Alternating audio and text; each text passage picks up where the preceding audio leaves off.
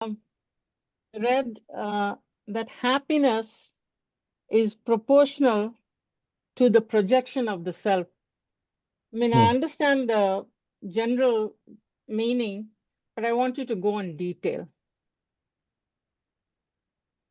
See, happiness, English and bliss, there are two words. I think English also Correct. there are Bliss. two words, happiness and bliss. Mm-hmm. If we first talk of bliss, bliss doesn't have duality. It's it is just non-dual bliss. And there we are talking of real self. Means मैं शुद्धात्मा हूँ, I'm pure soul self. And more and the time we remain in the pure self with its qualities. If I speak even for only 5 times, I am abode of infinite bliss, I'm abode of infinite happiness or infinite bliss, I'm abode of infinite knowing power, I'm abode of infinite perception power, I'm abode of infinite inner energy. Then inside the fountains of bliss will start springing more and more. So Dada used to say that you just speak it for 5 times, or also only for 5 times, so your ears can hear, and you will immediately feel the experience, and it is worth its power. Yeah, it is very, very powerful, because Atma itself is a kalpa. It's like a kalpa. Whatever you join it, and you get the experience, especially after the Gnani Purush has given us by grace as a total pure self. So first part, पहला भाग ये है, पहला part ये है कि more and more I remain in pure self, more and more bliss will be experienced.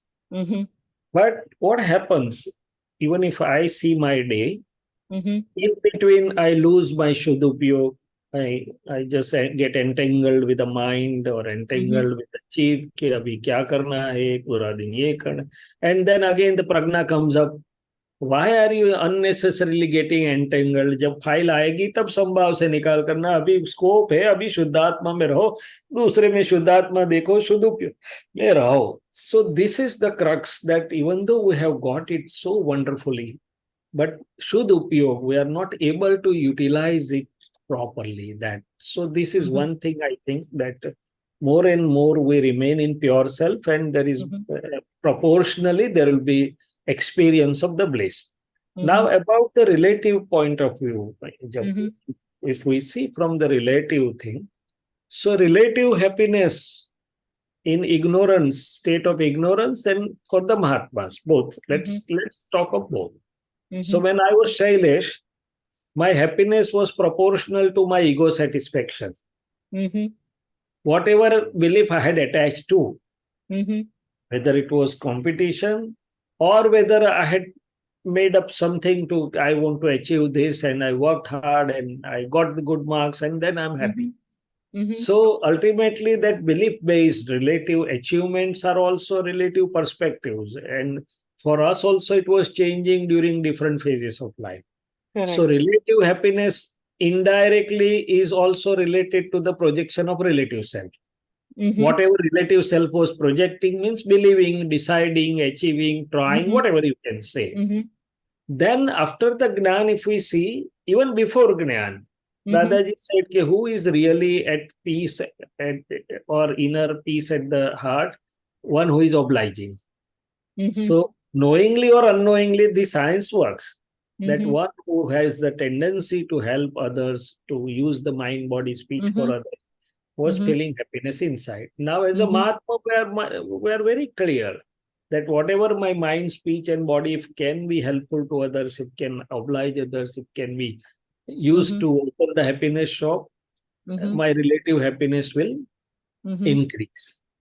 So that now my relative self or my discharged ego has been guided properly by the Gnan or proper understanding light. So that way relative happiness is also proportional to the relative self. But now the relative self or relative ego is under the light of proper understanding. Initially it was being guided by the Kashais or the ignorant beliefs. Now it is guided by this, and real is, as I said, more and more I remain with Upyog, Shuddha Upyog, and more the bliss is there. That's what I understand. I understand when you are asking me, or when this is being put. Always we have to see both the aspects, relative as well as real, because Vitrag Vignan looks at both the things. It's not unilaterally It's real. not just bliss of the self. Yeah, bliss of the self is there, but as long as mind, body, speech is there. Yes. And if we see why Dadaji worked throughout life for Jagat Kalyan, relative part, because that was ultimately helping his real also. So relative doesn't remain vacuum. So relative also has to be occupied and used properly. Correct. Right? Yes. So then not only relative happiness will increase, but it will help the real. So now all our relative dealings are really helping our real self. So Gujarati में, हिंदी में दादाजी ने ये बोला कि एक ज्ञान के बाद का व्यवहार रिलेटिव निश्चय का प्रतिपादन करने वाला, मैंने निश्चय को स्ट्रेंथन करने वाला, उसको नरिश करने वाला है. क्या है? It's not only relative. Again, another part for Mahatmas. Very nice.